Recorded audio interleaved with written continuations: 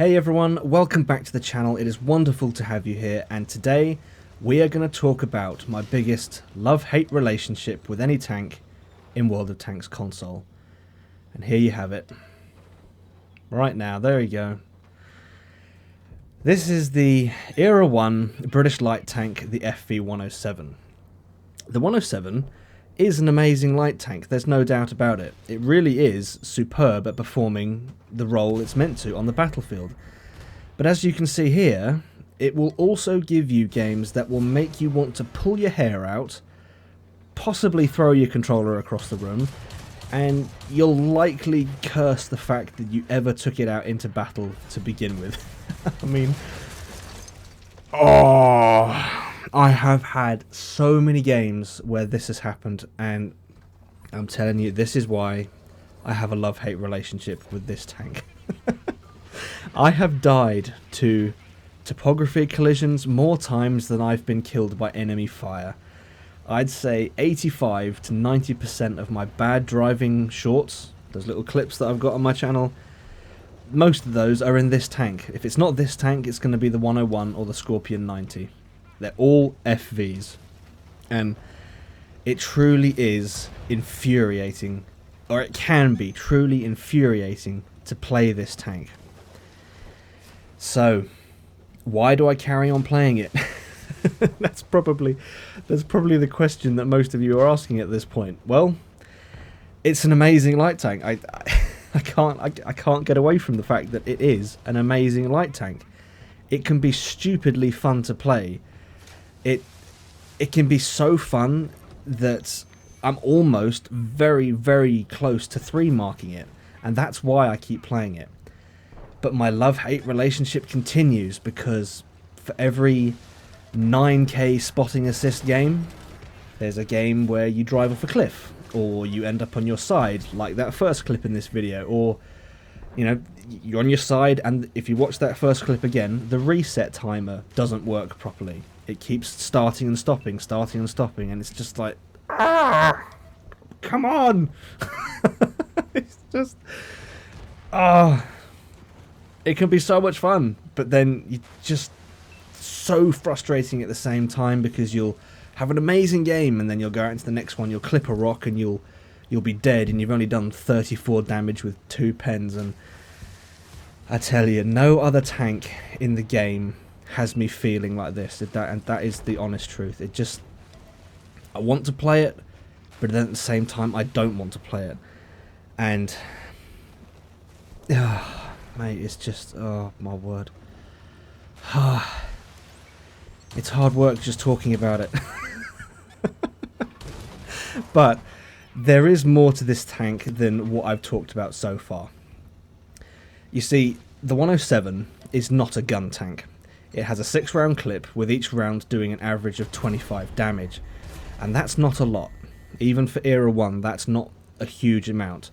So, when you consider the only real way for you to get consistent damage against enemy targets is to actually load gold rounds, you know, that's something you're going to have to do if you want the gun to be effective. You're going to have to use gold rounds. So not only is it a low damage per shotgun, the penetration on standard rounds isn't great, and that's why I have a full load of gold in this tank at the moment. It's also because I'm trying to 3-mark it, and I have to give myself every advantage I can. But yeah, if you want to be consistent with doing damage against enemy targets, you're going to have to load all gold rounds. The 107's best weapon, though, is its concealment, speed, and view range. It will max out at roughly 100 kilometers an hour, and with a decent crew, its concealment can be as low as 120 meters.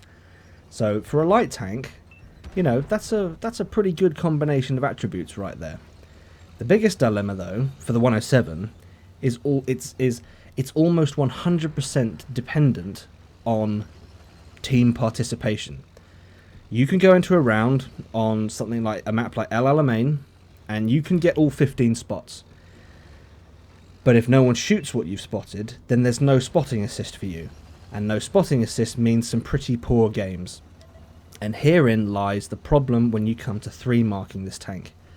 You are effectively 100% reliant on your team to pull in good games for you.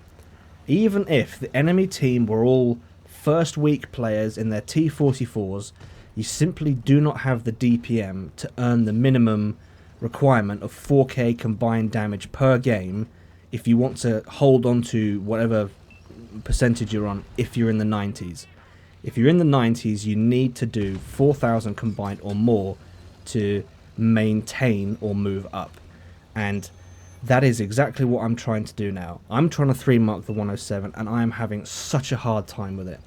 It is probably the hardest 3-mark I've ever tried to go for. It's so difficult. I've reached a point now where I think it's so difficult, in fact, that I've given up trying to improve my damage standing over the weekends, because it is almost 100% team reliant, and we all know what it's like on the weekends. Not the best teams about, so at the moment I can't play this at the weekend. And it's a Friday as I record this. It's Friday. The games you're seeing now are ones I played today, and even on a Friday I was struggling to get decent teams that would shoot the things that I was spotting. So it can be incredibly frustrating and very, very difficult to do well in this thing.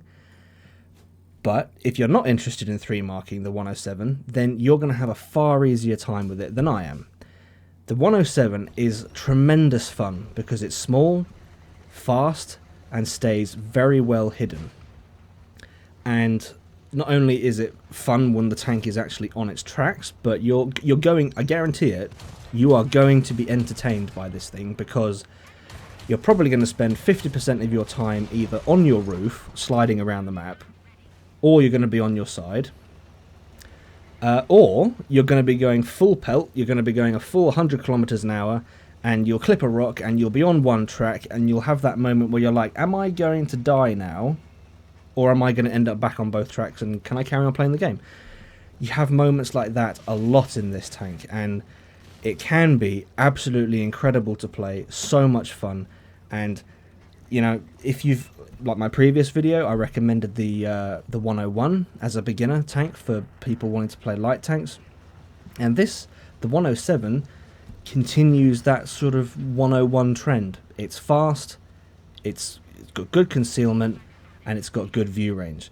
The gun isn't especially great, although I do think the 107's gun is marginally more reliable than the 101, and you've got more hit points in the 107, so it is an improvement on the 101. And if you enjoy the 101, then you're definitely going to enjoy the 107, because it really is a fantastic tank.